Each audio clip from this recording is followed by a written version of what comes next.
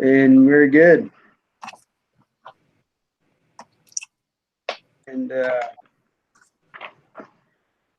so going along with part 4 of his questions, question 1, I'll just read it. It says the best way to introduce ourselves to Van Genep's study is to look first at the wealth of anthropology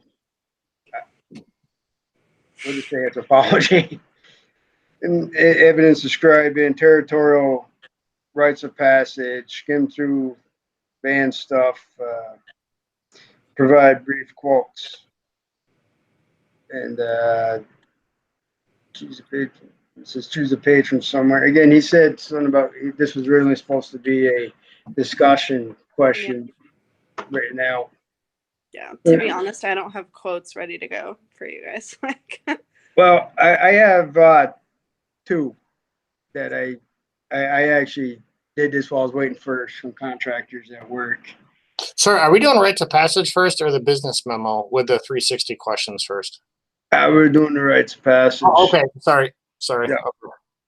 So during that reading there, one thing I pulled out for territorial rites of passage, I just remembered that guy that if you forget his name, had to pass through 2 halves of a bowl.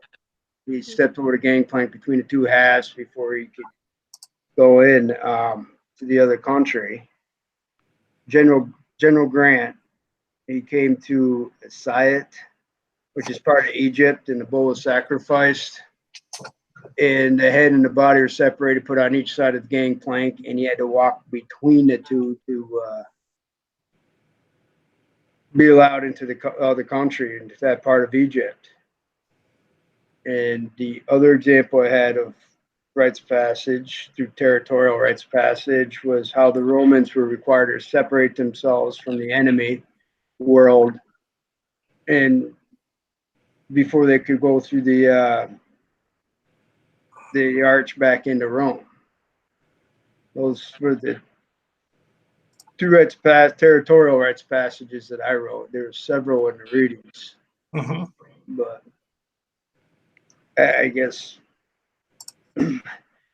a lot of rites of passage are through the threshold or between 2 objects. I was gathering a lot of that. The reading was kind of confusing, and the pages did bounce a little bit. But yeah. No, sorry, keep going. No, I was just saying that's just what I had for the first question for rites of passage on a territorial rites of passage. I get it. Territorial is simply into another country, which is often between. It's through a gateway. You got to go through the quote threshold for it to be considered the official rites of passage, I guess. Yeah, that I think I know which part you're talking about. That was in the first PDF. I think it was like the 9-page PDF where it talked about more of a rites of passage into territorial being physical objects, where it was talking about needing to pass through stones, bits of cloth, stuff like that. And like, for example, you have to go through the ceremonial passage through the mountains to get into Morocco and to enter into those countries.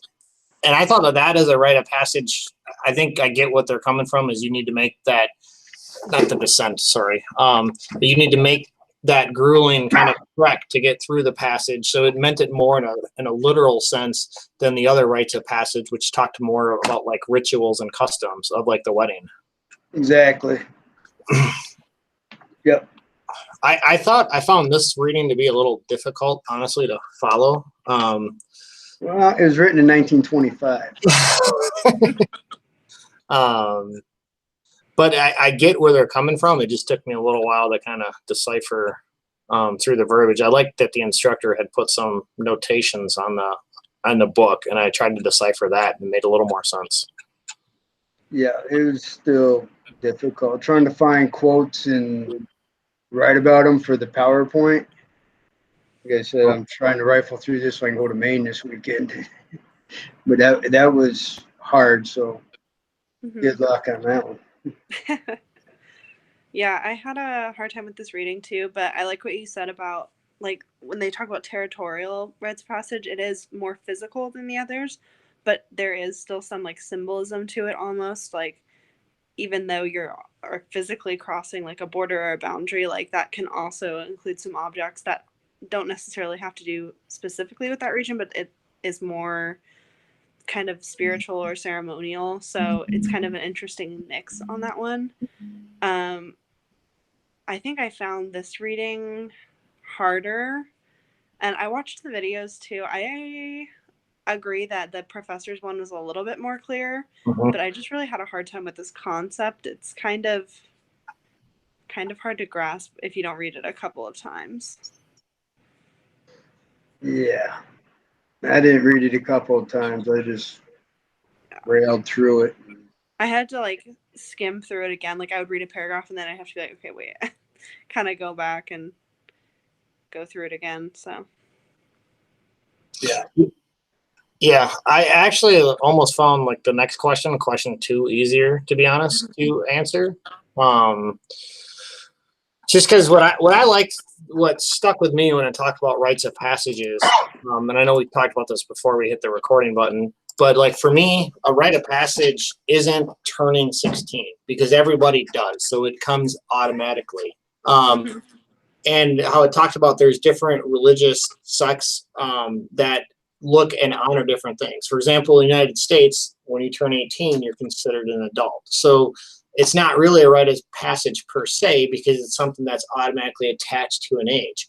However, I should forgive me on what country it was, if whether it was Japan or China or another country, but it talked about you're not an adult until you go, or maybe it was Australia. Sorry, you're not an adult until you go through a phase. How it talked about, was it Butch or was I talking about the video where the guys will take you out like the elders and do certain rituals, and until you've passed through that for a few days, where they said like sometimes the guys will dress up like the girls, or vice versa, and once you've gone through those rituals, then you're considered an adult. So in that country, in their beliefs, that's a rite of passage where you have to go through a history of cultures or cultural norms to get to a point.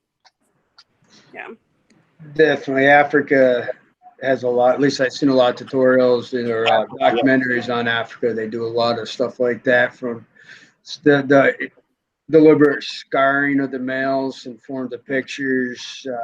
There's one where they tie vines around their feet and they dive off these big towers for nothing. Basically, they're a form of bungee jumping, but with vines. And that's their rite of passage. There's so many, but it's mainly, I want to say those kind of rites of passage would deal with tribal type cultures. Yes.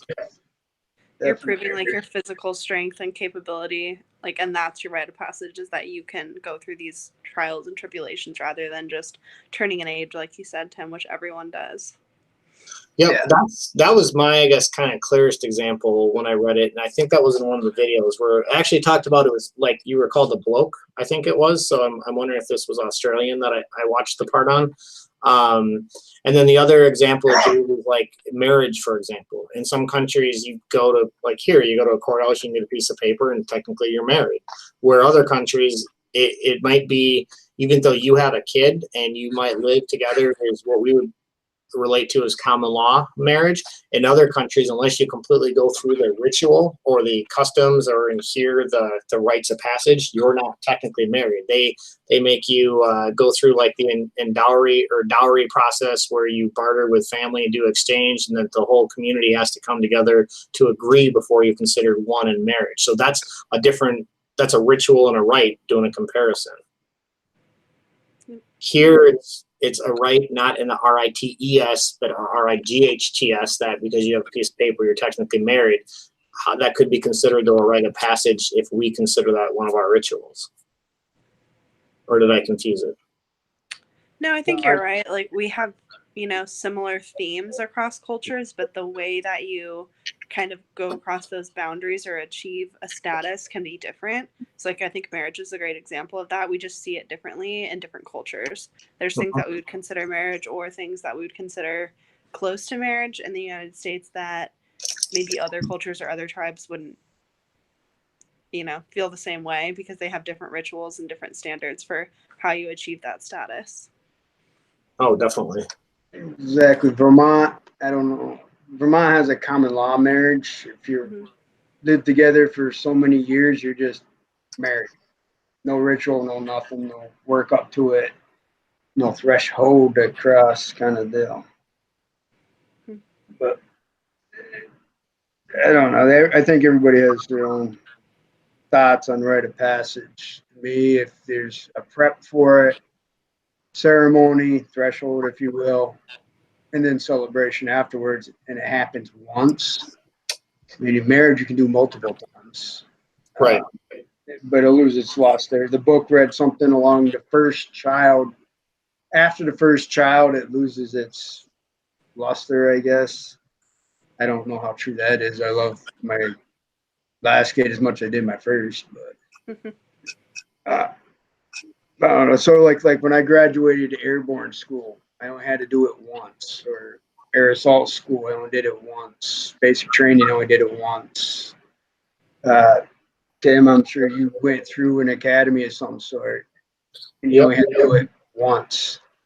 Yeah, once was enough.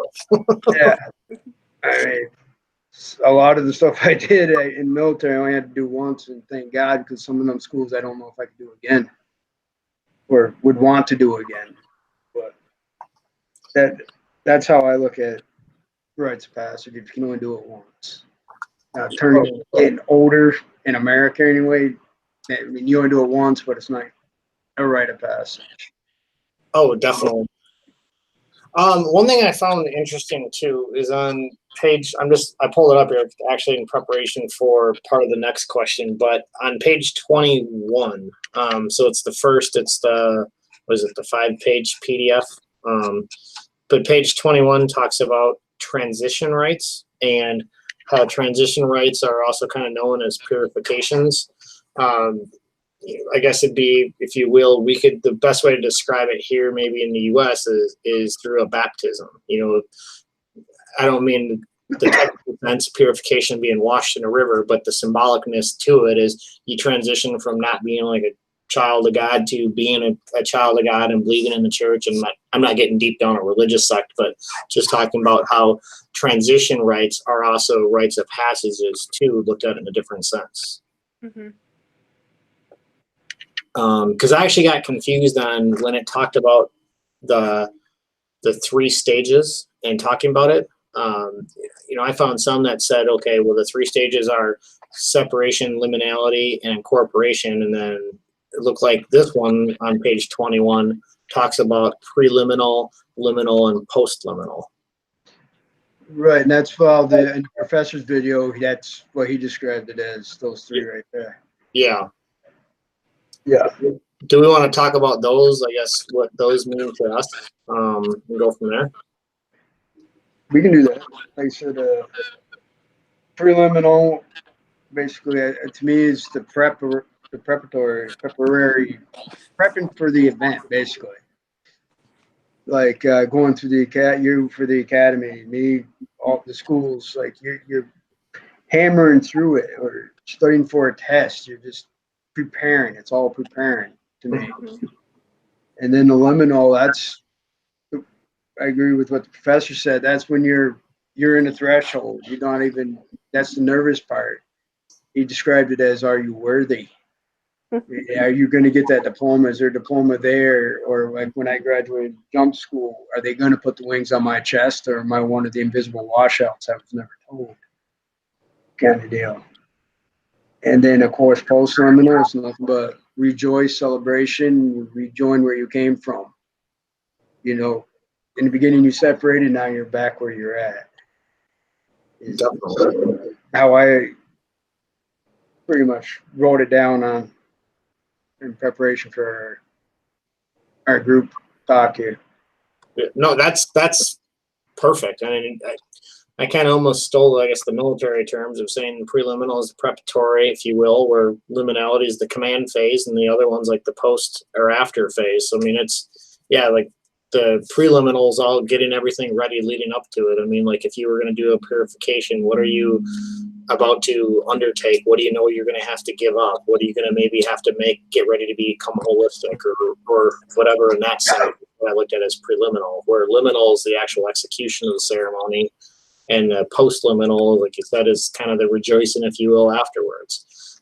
My analogy is a wedding. Preliminal is all the stuff getting ready for wedding day. It's that 9 to 12 months of being told what you're going to do or going out and doing stuff and sending out invites, getting ready. That's your liminality, is that actual hour long of listening to the pastor telling you what you're going to do and what it means to be married. And then the post-liminal is the wedding party afterwards, where you're kind of rejoicing and looking at what your new rite of passage gave you. I think you guys kind of hit the nail on the head. Like, you know, prep, trial, celebration. I would say trial and prep are obviously like the two hardest points when you have like the anxiety and you have to really put in the work. And of course, everyone looks forward to the celebration aspect when they pass that threshold. Oh, definitely. I definitely liked the college example where you're kind of waiting. You like apply for graduation. And you're like, okay, did I miss anything? Am I gonna get it? Am I gonna pass? Was I worthy? You know, and then of course, once you cross over into that phase and you've earned that title, or you know, whatever the example might be, then you get to celebrate and, like you said, go back where you came from, having this accomplishment. No, I think we hit it perfectly. Does anyone, Rob, what do you think? I think we all have pretty much the same idea of it.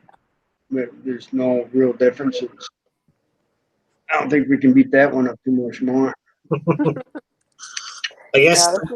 Sorry, go ahead, man. Oh, I'm sorry. I didn't know. Someone was saying something. I interrupted them. Sorry. Sorry. Number 3, then. Now, think specifically about non-territorial rites of passage, i.e., rites that do not involve physical transgression or movement over an actual border. You may have to view the videos and or skim through other section of the author's book to figure this out. Reflect on a personal experience that illustrates this definition. Provide one quote from the author's book to help explain that rite, plus some discussion showing how you understand these similarities or rights, or insights, and apply them to the situation. Anyone want to start with that? All right. In the book, that whole thing on whipping caught my interest. I'm still not sure why they were whipping or whip each other. I've seen that in documentaries. And even getting hit on the head with something is some sort of rites of passage. I'm glad that makes you glad to live where we are, where you don't live in societies where the rites of passage is to get your ass kicked. But I just noted that with non-territorial rites of passage, we kind of been talking about it, I think. Mm-hmm. Graduation or marriage. That's how I think non-territorial rites of passage are. If you're not crossing over, it's just normal stuff. I think we all, without knowing it, have crossed rites of passage many times. And the ones that we do know about, such as graduating certain schools. No, that's fair. I mean,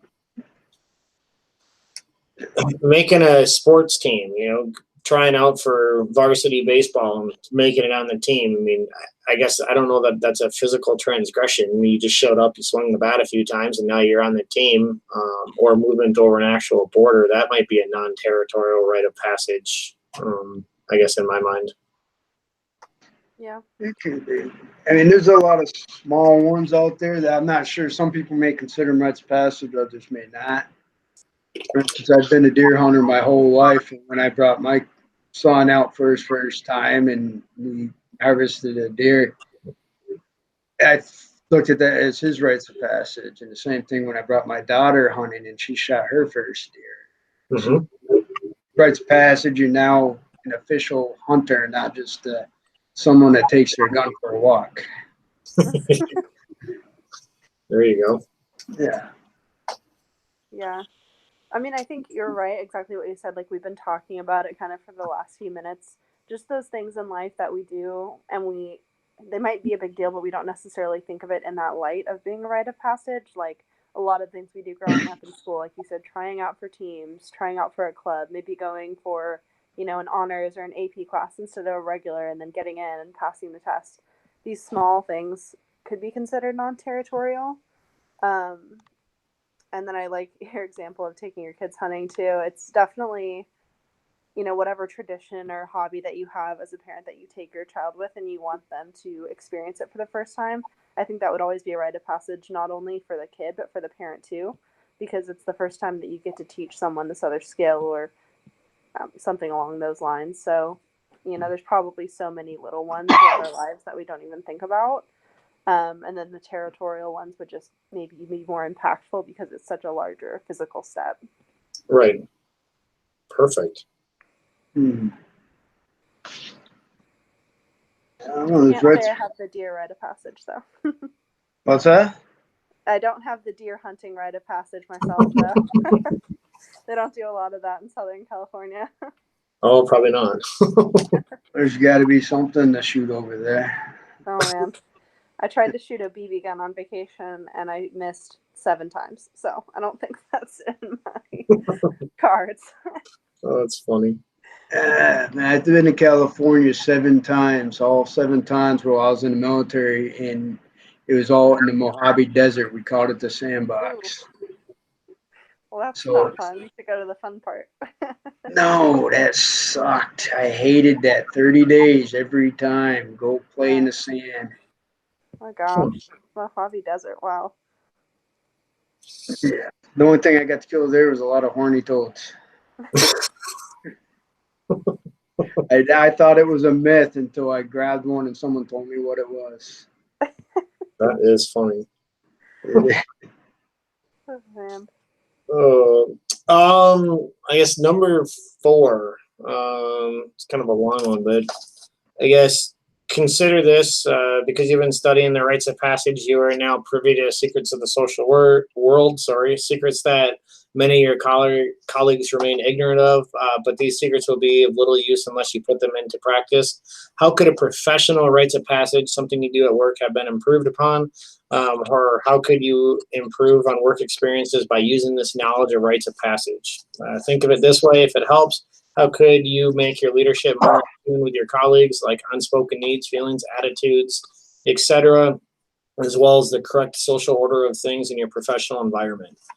Now, I guess one thing for me is a rite of passage. The way it's kind of always been in law enforcement is you have to earn your spot, I guess, on the team, so to speak. So you don't. We're getting better at mentoring our own and developing mentoring, coaching relationships and stuff. But it's always kind of been once you're done with your field training, you're on probation for a year, and you're kind of thrown to the wolves. Like, hey, let's see if this guy actually is worth his weight. If he's going to make it, he's going to be kind of part of the team. And kind of that first year, especially, you're not always invited to the get-togethers with your shifts. You may not be invited to like a shift Christmas party or something until you've proven your worth. For a rite of passage, I mean, a rite of passage for us is becoming a full-fledged police officer.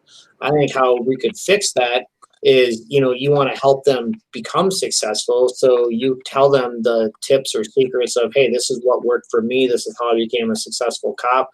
I don't know if some people view it as a threat to themselves, like, oh, this person is going to be better than me and get the next promotion spot. But it just, you help and mentor that next person along and show him the steps to successfully getting through that rite of passage. And I guess that would coincide with the social order of things. How does the social, not only hierarchy work within an organization, but what is the social norms? How do you adhere to the social norms, and how do you become successful? That would be, I guess, my example that I would give him that. Yeah, this is kind of difficult for me because I work maintenance in state government. I don't really, there's very minimal opportunity to move up unless you apply for the next job. There's Right. no promotions. Your raises are guaranteed. So I went back to what I read in the text there and focused on small wins. Mm-hmm. and getting my people to have small accomplishments. For example, we do monitor buildings and programs. We get our work orders and programs. Everything's on computer based, and a lot of it. It's difficult, hard to navigate. If you're showing for the first time, you're going to be lost. And I teach my guys little bits at a time. I'll feed them small portions instead of information overload, and they seem to get it faster. And they stay enthusiastic about using this technology instead of ignoring it, I guess. Yeah. And to keep feeding them in small until they have it all. And I guess the rite of passages, and when they've mastered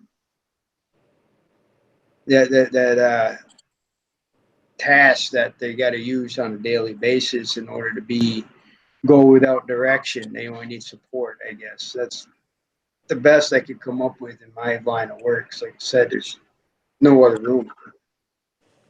It's all choreographed from higher from what we do.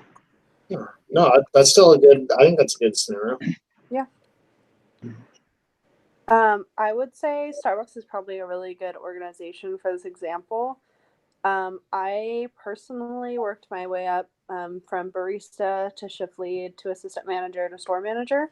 And when you want to move up in Starbucks, there's not really, you can't just pull like information, read it, and then apply for a promotion. You really Mhm. do have to have that mentor, and you have to have someone who brings you along in your journey and develops you so that you can learn the skills needed to then try and get to the next level. So I have a couple of different mentors that I've been with since honestly probably my 6th month in the company that I still talk to.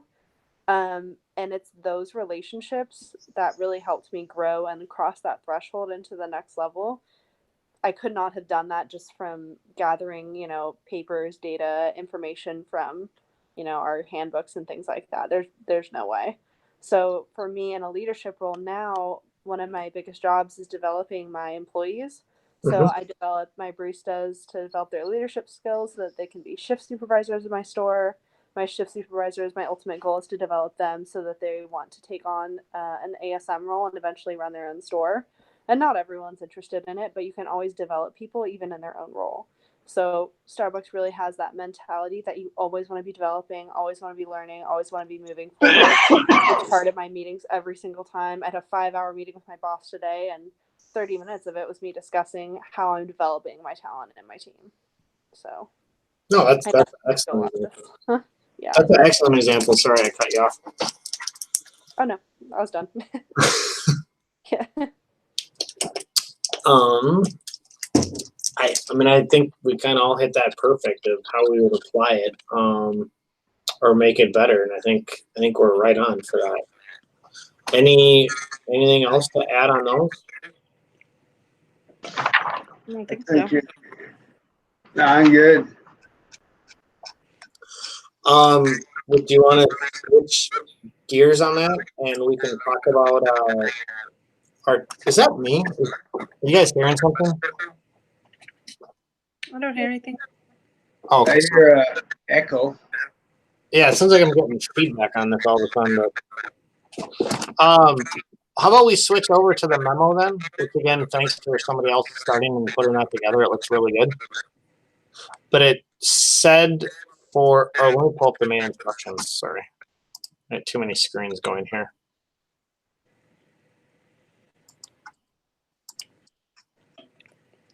Yeah, I saw you guys had done 4 each, so I just threw in the last 2. So if there's any extra work that needs to get done, definitely throw it my way. Oh no, you guys definitely took on you're good. the brunt.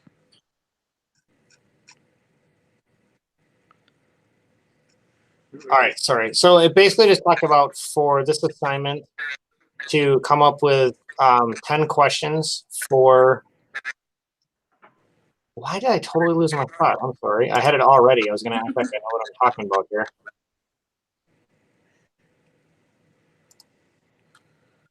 Well, for the thing, it said to come up with 10 questions for what we would propose to put on a 360 program and present it in a professional letter, and along with the question to provide an answer, and then to talk about what portion of the exemplary part of leadership, or wasn't it the 5 values of leadership that it would fit into?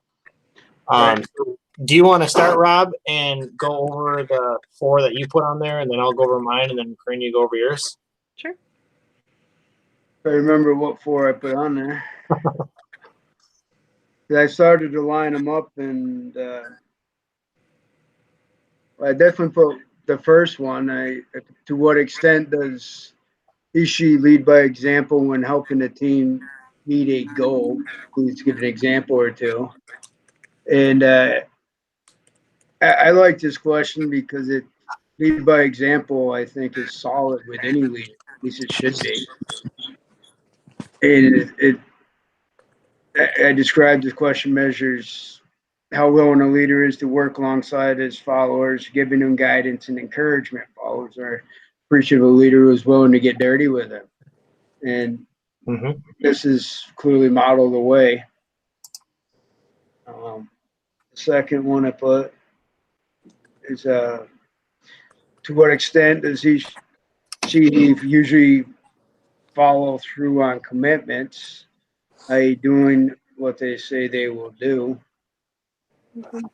And I also thought this was a good quality for a leader to definitely have, and because the question measures a leader's credibility. Followers want to follow a leader they can have faith in and trust. A leader that has low or no credibility is not trusted and not worth following.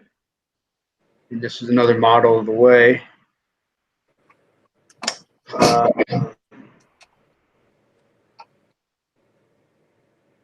I'm not sure because while I was putting these in, I think you put 1 or 2 in. Yeah, I kind of jumped around on you. Sorry.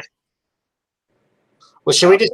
I guess we could just go through them 1 through 10. I guess if that's easier, and then we can say if we all agree or not, or if it looks good, and then go from there. Yeah, how about we do that? Because we'll make it easier here. I'm sorry, I'm not trying to bogart the assignment. If you guys want to do something different, let me know. We're doing good. I just don't quite remember which exact ones. See, we're great at teamwork. It all looks like each other's work. Yeah.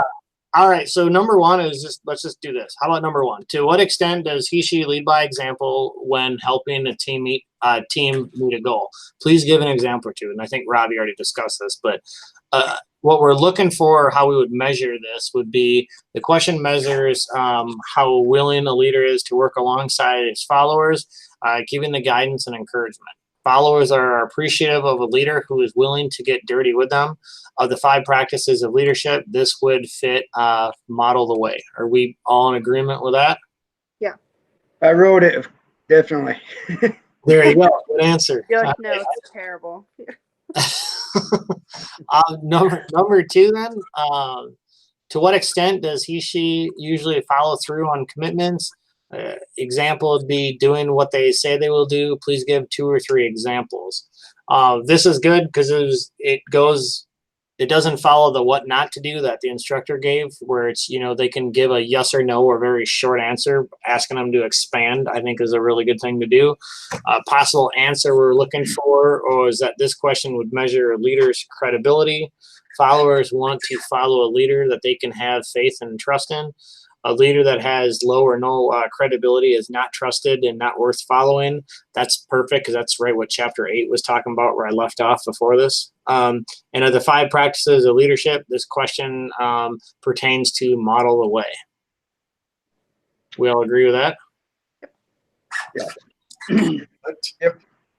And if you guys got any comments about them as we go, feel free to jump in, because I mean, it said we're supposed to discuss any of them too while we do this. Okay. Number 3, how does this leader deal with colleagues or direct reports when they face a setback or a failure? And I think I put that one in there, and I could almost recategorize it, not just to a leader, but how does a leader or a colleague we could put, because if they're supposed to be 360 based, it should, I think, be for anybody. But the question I put is what we're looking for is the question looks at mentorship and inspirational leadership qualities that leaders or colleagues possess. Are they able to cope with stress and deal with problems in a constructive manner? And I think this also is a model the way. You guys good with that? Yeah. Okay. Yep. I just highlighted in the book. What is the term for it when somebody deals with stressful situations but can stay positive or something and proceed forward and deal with stress in a positive manner? There's a term for it. I just totally forgot it, but that's when I saw that question. I was like, oh, that's what they were talking about. Number 4, in what ways has this leader recognized the individual contributions, team members in recent weeks? So this question measures a leader's appreciation for a person's excellence by showing them recognition for their hard work. Followers like a good pat on the back. It helps with morale and motivation. With the 5 practices, this pertains to encourage the heart.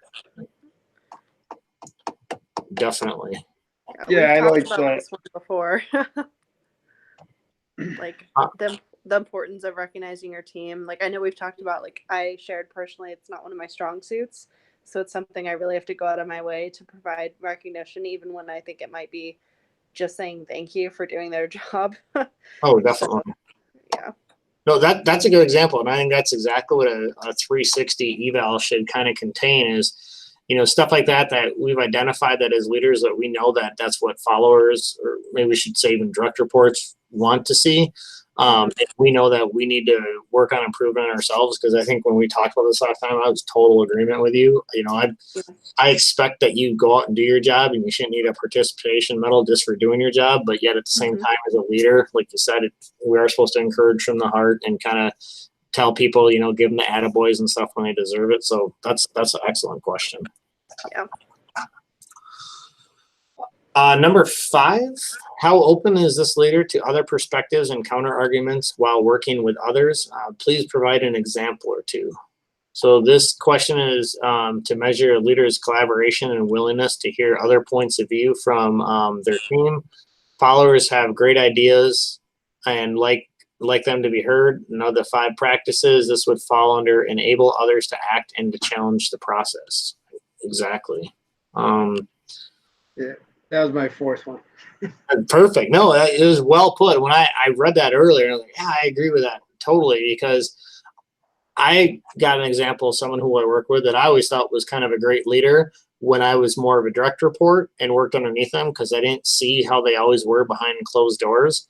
And then when I got promoted up to the next level and started going to command staff meetings, I noticed that this leader in particular, anytime that he thought that he was getting resistance from someone else, he would shut it down, and he couldn't handle counter arguments to something he said. If he offered advice, he felt a personal attack if you just said, well, have you thought about this, or what about this? You're trying to help and work collaboratively, but we didn't see that because he kept his temper behind closed doors until I got up to a level where I was behind that closed door with him, and I was like, oh, okay, you're not as good as you lead on. So I think that's an excellent question. Yeah. I think that's super important quality to have. Like, you have to be open to feedback and to discussion, because otherwise you're not really leading, you're just dictating. Exactly. We talk about it, like we kind of coined the term, you got to be thick-skinned or be able to be open to constructive criticism, and I think that's exactly where that's leading. So good question, Rob. Yep. Number 7, sorry, I've been yelling all day, that's why I'm drinking a lot. Number 7, how does this leader allow freedom in the workplace and space for his or her colleagues to accomplish their own goals without micromanaging? This question looks at the leader's ability to delegate assignments and to share work as a team while entrusting the team members to make decisions, and it would align to enable others to act. So I think I put this one on here because that was kind of pet peeve of, those people that want to micromanage and won't relinquish control to anything. I remember in another class it talked about, I guess, skills of effective leadership, and one is knowing when you can delegate work to others so you can build their leadership skills up. And so that's why I chose to incorporate that question. I think it's good. Micromanage is a dirty word to me. Amen. Yeah. Like, and I think people forget you can delegate and then still circle back and follow up and provide feedback. And that's the key, rather than just standing right behind them and watching them do what you've delegated. Like, let them do it, let them fail if they have to, and then go back in and coach if you need to, because that's how they're going to learn. If you stand there and like try and hold their hand while they do it, they're not really learning. No, exactly. That's a very good point, what you just said about when they kind of stand behind and, wait for them to fail or something. Failure is not always a bad thing. In fact, I think it's chapter 8, the experiment and taking risk chapter. It talks about, the effective businesses fail more than they succeed, but it's that they take and turn into a learning opportunity and stuff. And when leaders don't delegate work and they sit there and micromanage, they rob their employees that opportunity to effectively fail, if you will. Mm-hmm. That was 7, I think. 8, to what extent does a leader or colleague seek feedback outside of their team? Give an example or two, please.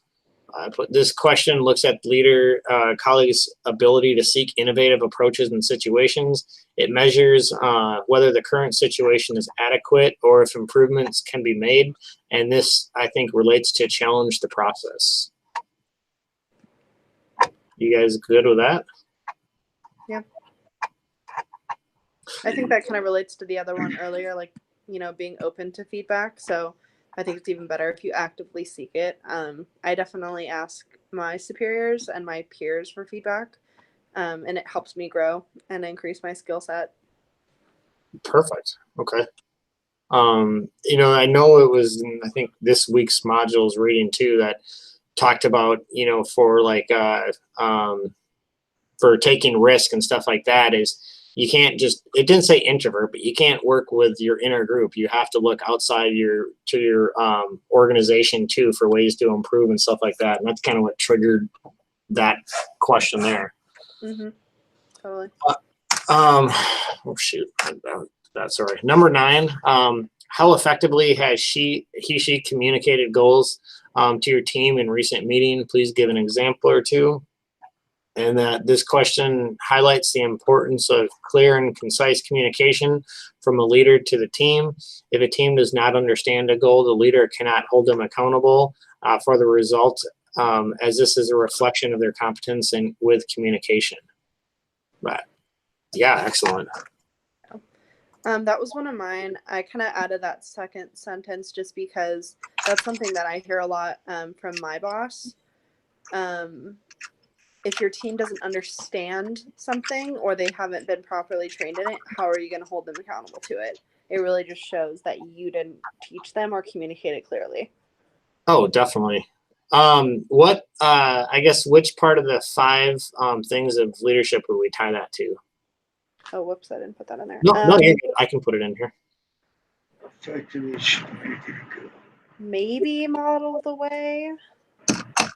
I don't know. What do you guys think? It could pertain to more than one. Model way.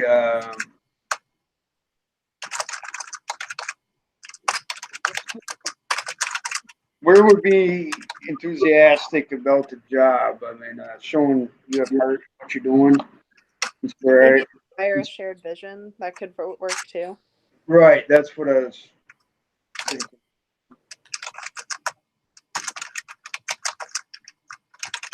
All right, I added actually all 3 of those. Sorry. Okay. It does align with all of them. I think that's a good one because you're modeling the way by giving goals and laying out a path that you want your team to kind of work towards to achieve. You're challenging the process because goals are just that. Goals are ways to improve stuff or kind of change on it. So you're saying, hey, this is where I want to get us to. Let's see if you can do it. Mm-hmm. And then share a vision because you're trying to get organizational buy-in into your vision or into your goals so everyone aligns to it. Yep. 10, how effectively does she attempt to seek understanding rather than argue? This question relates to enable others to act. Question reminds us that individuals want to feel heard and seen. When the leader does not attempt to understand the team member's point of view and motives before arguing about an issue, they lose the buy-in and trust of that individual. I see what I did. I wrote enable others to act on 10, and I meant to put it on 9. Oh, so there we go. Twice for one question. It's all good. I see what you wanted to do. Yeah. I totally agree. I think that's right on. I mean, there's kind of a saying that myself and some of the other people kind of developed here after going to a leadership program this summer is kind of before you necessarily always, I don't want to say argue with someone, but become confrontational or challenge their point of view. Sometimes just asking yourself, what don't I know? Or what is it that I don't understand about this question? The book referred to that too today was one of the ways to kind of challenge to get better is take somebody that you constantly argue with or don't see eye to eye and try to ask yourself, okay, where do they think they're coming from and what's their point of view? And that can help you actually to align to other people's values and stuff and can make you closer as a result. Yeah. We actually, when I had a district meeting yesterday and we watched, Starbucks basically does these things called pour over sessions, which are like Q&As with someone who this person in Starbucks finds inspirational and they could add like value to our leadership. And one of the things she said is when you have someone on your team that you don't see eye to eye with, or you maybe don't get along with, and you know you don't like this person, like there's always something you can find that will help you understand them a little bit or humanize them a little bit just through like a quick conversation. Like there's always something and someone that will help you humanize them, and then it'll make you more open to hearing their point of view. Oh, definitely.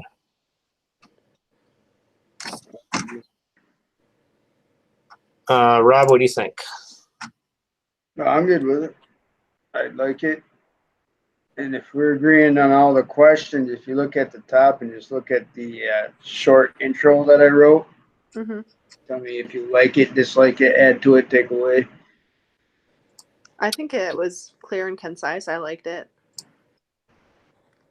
He didn't provide a template for exactly what it's supposed to look like. Was I correct? I didn't see anything. Right. I just yanked something that I found offline and copied and pasted it on the Google Docs. And Okay. you'd think in my position I'd know how to write these formal, but in today's world, everything is just email, email, email. You don't actually send a link. No, I don't. I think it's fine. I don't think you got to worry about that. Yeah, it looks good. It looks professional. Sorry, I was trying to clean this up here quick to.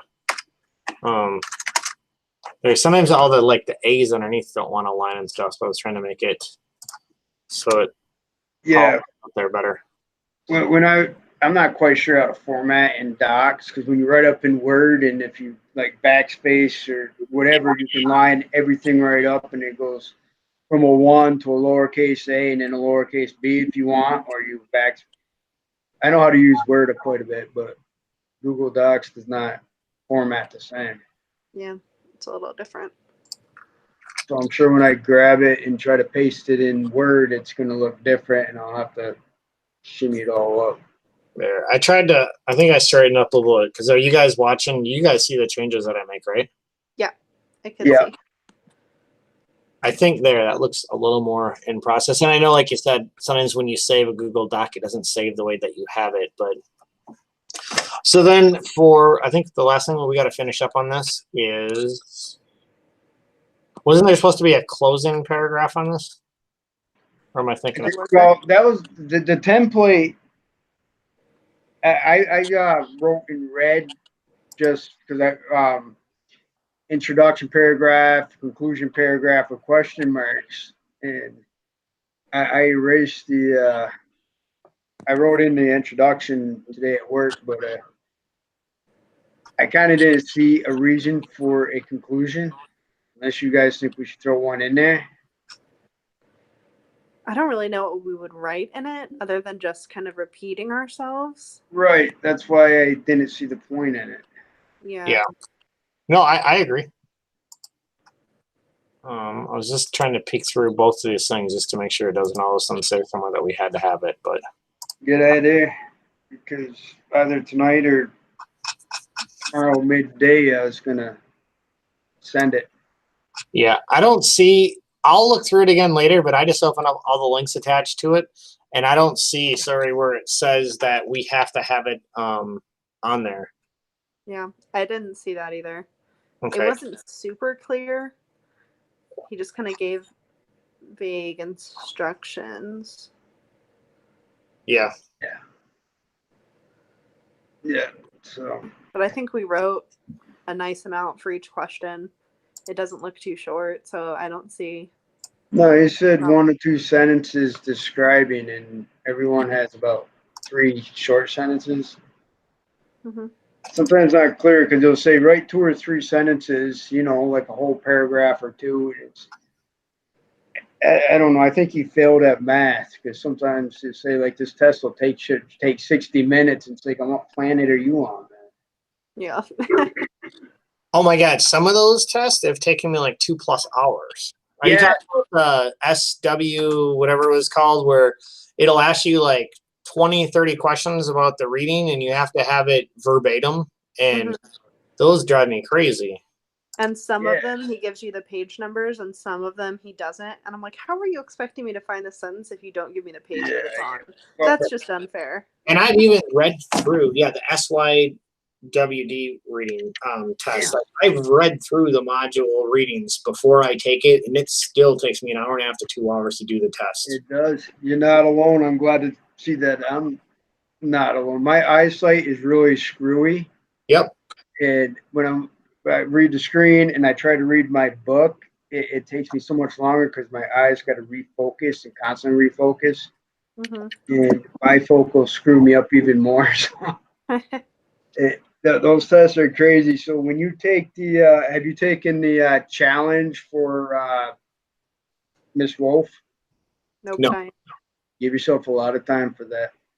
So you're not saying what I want to hear. This was my crazy long week at work. So Yeah. And download it. Definitely download it because you can put Control F. I don't know if you've done it before, and Text search. it'll search it. Yeah. But still, then it'll ask you what you think, and each answer is a paragraph that you got to decipher and come up with the closest one. There's a few like that are what you think. Oh okay. God. I went through it after about 2.5 hours, and I like to be perfect, and I scored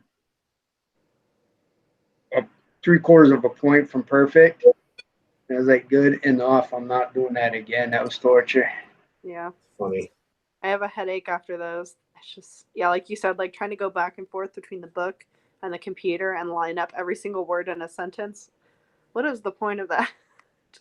I don't think that teaches you anything. You've already lost interest. You're just trying to Yeah. get through it after a while. Yeah, I'd rather them be like comprehension questions rather than match up the word. Yeah. I mean, you're pretty much guaranteed to get a good score, but are you actually learning it? Right. Yeah. I don't think you are. You're just trifling through the avenue of least resistance to get it done. Yep, I agree. Well, maybe he'll read this far into our video and revamp it for the next class, and we'll probably have screwed him over somehow. I think we're all I right. can't imagine he sits there and watches probably 6 hours of video a week, though, either. I don't know. Well, if he watches this, maybe he can answer us when he grades us. That yes, I saw your last comment noted. I guess when I was trying to read the submission instructions for this, for the co-mentoring, do you guys want to, if we're good with where we have the Google Docs now, everybody could probably just save it from that and submit it, or unless we want to clean it up any, and then I'll submit the exact same one, whatever your guys' thoughts are. I no idea. It's got to look the same. Maybe if it's worded the same, or I don't know, format, or Let me see I if have I can. no You idea. can download it as a Microsoft Word document. How do you do that? Go to File and then Download As, and then Microsoft Word. Download it. Come on. Microsoft Word Docs. Oh yeah. No There you shit. go. The only thing is, it saved like the first question as A, and then the rest of them are like lowercase I under each number. This one looks exactly the same. Really? The one I just did, yeah. Looks Word-wise, just. Enable editing. Maybe I'll File. download a PDF and see if that works. Save as. Oh, yeah, Oh, I yeah, downloaded look PDF. the exact same here. Cool. Yeah, I don't have anything I would want to change on it if you guys don't. Well, do you guys want to save it as what we just did and go from there? Yeah. Okay. Because I'll probably just work on trying to submit that later and finishing up the paragraphs and stuff so I can get this part done. Yeah. You good? So I just downloaded it just the way you explained it, and that's what Mhm. I'm going to hand in if that's what you guys are doing. Yep. Yeah. Done deal. Perfect. So there's all I got to do is send you guys the link then. Awesome. Perfect. For this video, we got about 4 more minutes to meet the. Well, I mean, I know that we didn't hit the record button right away. I don't know.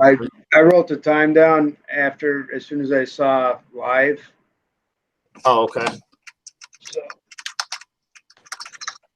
it was 8:33 my time when we started, and we're 9:29 here. Do you guys want to Where'd she go? try Uh-oh. and pick a time for next week? I think I can do the same day, but let me just check. It's I know coming in like bad there's one day that reception. I'm closing on, so you guys to switch it up a little bit. Say, I'm sorry. Oh, can You you were hear cutting me? out. Now I can hear you. Oh, okay. I you was hear me? saying next Wednesday night, I'm training a new shift lead. So I was going to see if it's possible if we could either do Monday, Tuesday, or Thursday night instead of Wednesday next week. I'm looking right now. For me, next week, any night is good.